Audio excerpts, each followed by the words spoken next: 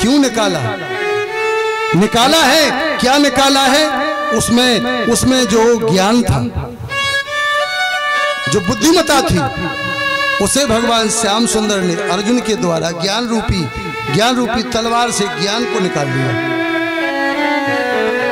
लिया। जब निकाल लिया और धक्का दे करके भगा दिया।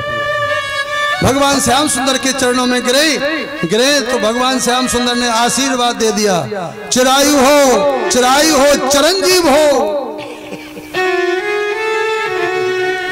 अब देखिए, एक पीड़ित व्यक्ति को, एक अज्ञान व्यक्ति को चिरायु का वरदान मिल जाए, बेचारा भटकता फिरेगा उत्तराखंड के जंगलों में। आज भी भटकता है, अखबारों में देते हैं कभी कभी। अब मैं तो देखिए अखबार पढ़ नहीं पाता हूँ, देख नहीं पाता हूँ, लेकिन बताते हैं ऐसा लोग कि आज भी वो उत्तराखंड में कहीं कहीं दिख जाते हैं। हाँ, इस प्रकार से भगवान श्याम सुंदर ने और ये युक्ति बताई, अर्जुन ने उसको मान लिया, धक्का दे करके निकाल दिया। लेकिन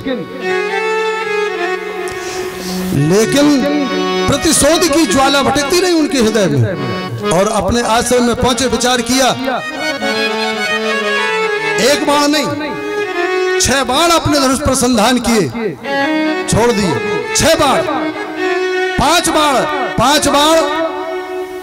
बाण पांचों पांडवों को मारेगा, और छठवां बाण जो उत्तरा के गर्भ में शिशु पल रहा है उसका वध होगा। उस समय जैसे ही बाण छूटे और पांडवों की ओर आए, भगवान श्याम सुंदर ने अपने सुदर्शन चक्र को उठा लिया और 5 बाण आकर के और भगवान के चक्र में समाहित हो गए। अब देखिए, मातृगर्भ में वो पल रहे हैं भगवान के इकलौते जो भक्त हैं, उनके जब ओर आया तो उस समय पुकारने लगी वो देवी, पाहि महायोगेन देव जगत गुरु, नान्यम तद्भयम पश्येयत् मृत्यु परस्परम।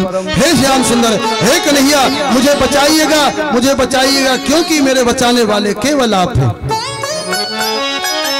पाहि महायोगेन देव जगतपते, नान्यम तद्भयम पश्येयत् मृत्यु परस्परम। ये परस्परम क्या है? पांडव और कौरव तो आपस में परस्पर, ये आपस में झगड़ गए, आपस में लड़ गए।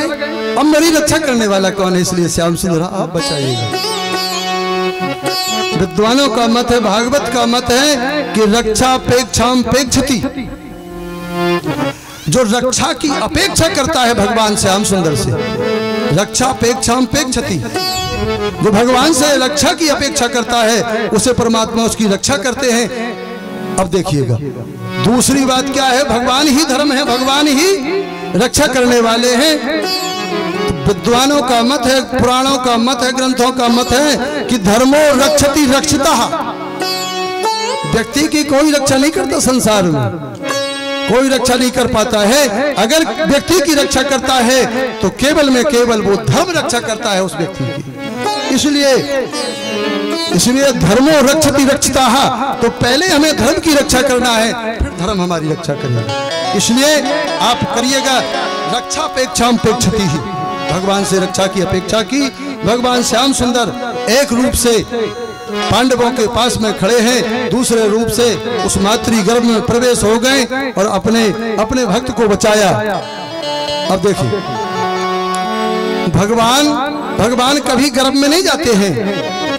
भगवान जब गर्भ में नहीं जाते हैं, अवतार लेते हैं, भय प्रकट कृपाला दीन दयाला इत्यादि भय प्रकट कृपाला।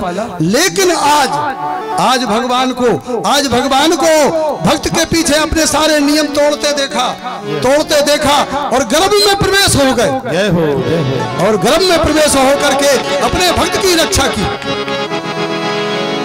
यहाँ तक विद्वानों का मत है, भागवत का मत है कि उनका प्राणांत हो चुका था, भगवान की दिव्य दृष्टि से जीवित हो गए थे।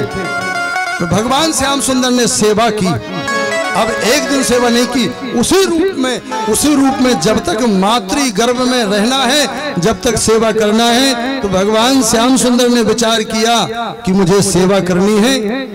अब बड़ी दिक्कत है, भक्त की सेवा कैसे की जाए। फिर विचार आया कि नहीं कर सकता हूं, क्योंकि इस मातृ गर्भ में ये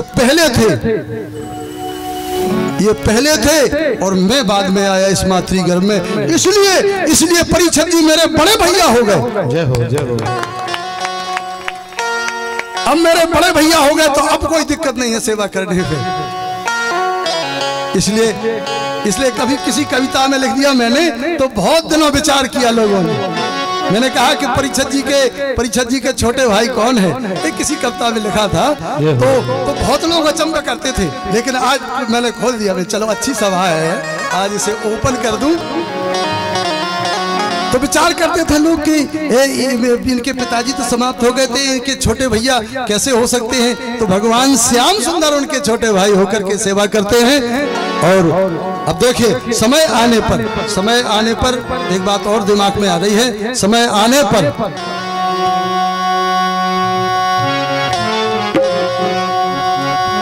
आ रहा है समय आने पर और परीक्षित जी महाराज का जन्म हुआ। तो एक बार जयकारा लगाइएगा मेरे साथ में, बोलिए परीक्षित जी महाराज की जय हो, परीक्षित जी महाराज की जय हो, परीक्षित जी महाराज की जय हो, वृंदावन बिहारी लाल की जय हो। यहाँ पर परीक्षित जी का जन्म हुआ। वहां भगवान श्याम सुंदर और अर्जुन द्वारका में पहुंच गए थे। जैसे ही जानकारी हुई, पदार्पण हुआ भगवान श्याम सुंदर का, यहाँ पर इनका जन्म हुआ। और जब जन्म लिया इन्होंने तो बैठ करके पद्मासन लगा करके विराजित हो गए। और जब विराजित हो गए, हाला जन्मा शिशु और पद्मासन लगा करके देख रहा है। उन माताएं जो माताएं वहां पर विराजमान थी, उन सबके मुखार बिंदों को देख रहा है। परीक्षा कर रहा है कि जो मुझे गर्भ में दर्शन दे रहा था वो इन माताओं में नहीं है। जब ये समाचार सुना धर्मराज युधिष्ठिर ने, तो धर्मराज युधिष्ठिर भी अपनी सभा में लाए उस बालक को। तो उस समय सारी सभा के मुखार बिंदों को देख रहा है। लेकिन पूछा गया व्यास जी महाराज से, महाराज ये बालक तुरंत का जन्म पद्मासन लगा करके और एकटक होकर के सभा को निहार रहा है, क्यों? कहा ये मातृगर्भ में जिसके दर्शन इसने किए थे उसका अवलोकन करना चाहता है, उसे खोज रहा है, उसकी परीक्षा कर रहा है।